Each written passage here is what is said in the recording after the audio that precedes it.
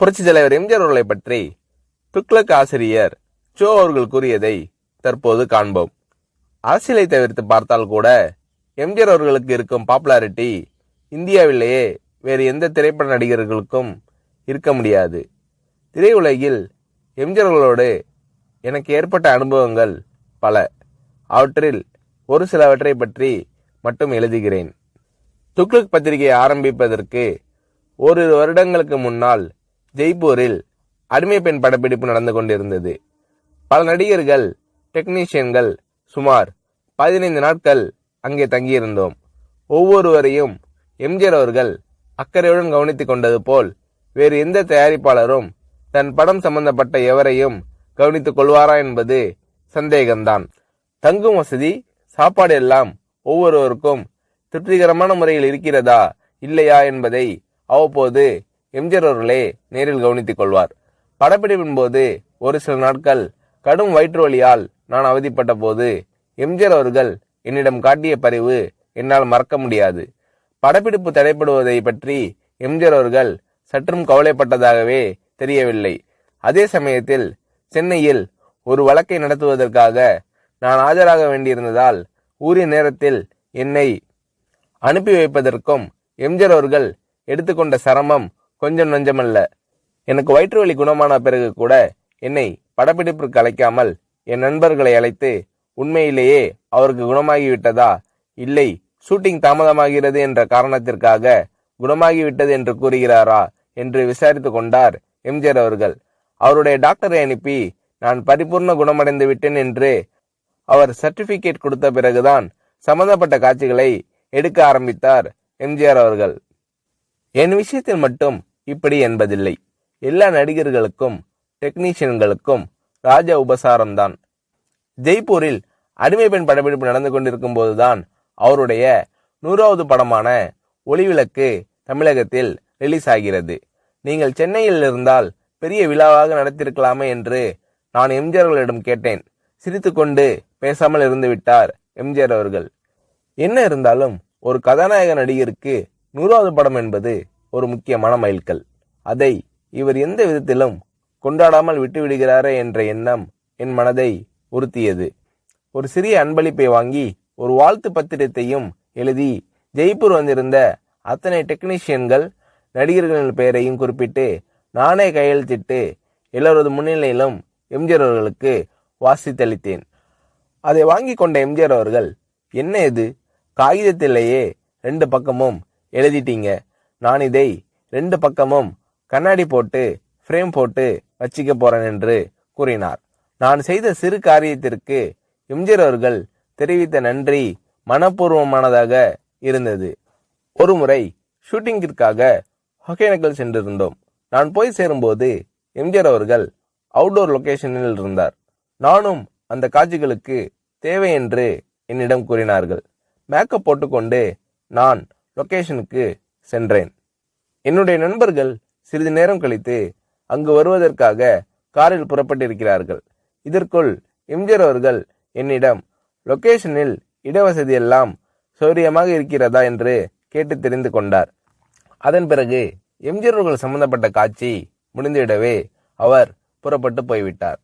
அவர் போகும் வழியில் என்னுடைய நண்பர்கள் காரில் எதிரே வந்து கொண்டிருந்திருக்கிறார்கள். அடையாளம் புரிந்து கொள்வாரா மாட்டாரா என்ற நினைப்பில் அவர்கள் எம்ஜிஆர் அவர்களை பார்த்தும் கூட பேசாமல் வண்டியை ஓட்டி கொண்டு வந்திருக்கிறார்கள். வண்டி அவர்களை கடந்து சில அடிகள் சென்ற பிறகு எம்ஜிஆர் அவர்கள் தனது வண்டியை நிறுத்த சொல்லி அவர்களுக்கு செய்கை காட்டி நிறுத்தி தன் வண்டியை பின்னோக்கி ஓட்ட செய்து இறங்கி வந்து எனது நண்பர்களை அழைத்திருக்கிறார். நீங்கள் எல்லாம் சோவின் நண்பர்கள் தானே, இடவசதி எப்படி இருக்கிறது, உங்களுக்கு போதுமா? சோவிடம் கேட்டால் அவர் எல்லாம் சரியாக இருக்கிறது என்று கூறி மழுப்பி விடுகிறார். ஏதாவது குறை இருந்தால் நீங்கள் சொல்லுங்கள் என்றெல்லாம் விசாரித்துவிட்டு அதன் பிறகுதான் மீண்டும் தன் வண்டியில் ஏறி புறப்பட்டு சென்றுள்ளார் எம்ஜிஆர் அவர்கள். மிக சாதாரண விஷயம் போல் தோன்றலாம், ஆனால் அந்த மாதிரி கேட்டிருக்க வேண்டிய அவசியமே எம்ஜிஆர் அவர்களுக்கு இல்லை. முகங்களை ஞாபகம் வைத்துக் கொள்வதில் எம்ஜிஆர் அவர்கள் வல்லவர். அதற்கு இன்னொரு உதாரணம். எம்ஜிஆர் அவர்களுடன் சத்யா ஸ்டுடியோவில் ஷூட்டிங்கில் கலந்து கொண்டிருந்தேன். என்னுடைய நண்பர் நீலு சில ஆண்டுகள் கல்கட்டாவில் தங்கிய பிறகு அன்றுதான் சென்னைக்கு திரும்பினார். என்னை பார்க்க சத்யா ஸ்டுடியோவிற்கு வந்தார். நான் அவரை எம்ஜிஆர் அவர்களுக்கு அறிமுகப்படுத்தி வைத்தேன். எனக்கு தெரியுமே, உங்கள் நாடகத்தில் இவர் நடித்ததை நான் தான் பார்த்திருக்கிறேனே என்றார் எம்ஜிஆர் அவர்கள்.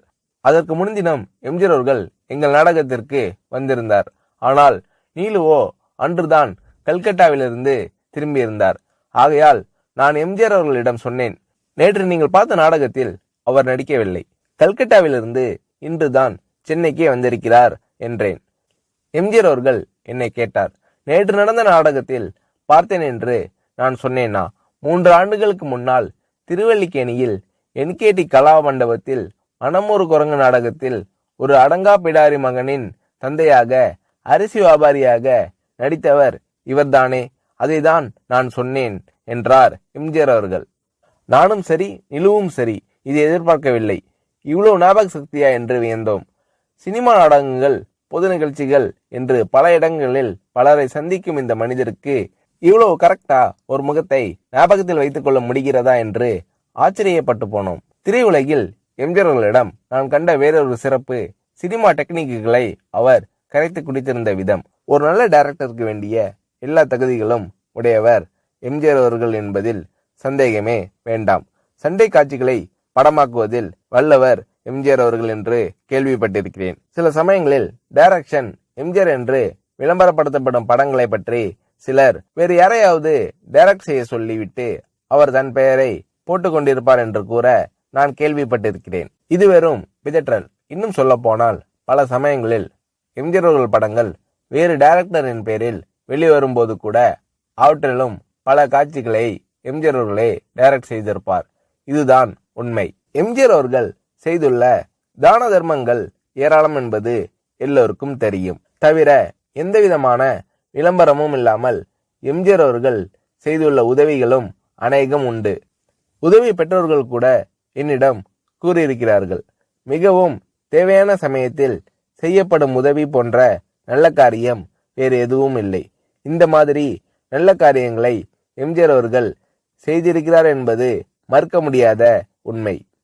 ஒரு நடிகர் ஒரு முறை என்னிடம் கூறினார், வீட்டுல ஒல வச்சுட்டு சோறு பொங்குற நம்பிக்கையோட ஒருத்தர் வீட்டுல போய் நிக்க முடியும்னா அது எம்ஜிஆர் தான், வேறு யாரும் கிடையாது. இந்த மாதிரி மனப்பூர்வமான சர்டிபிகேட் வேறு எத்தனை பேருக்கு கிடைக்கும் என்று புரட்சி தலைவர் எம்ஜிஆர் அவர்களை பற்றி ஷோ அவர்கள் கூறுகிறார்.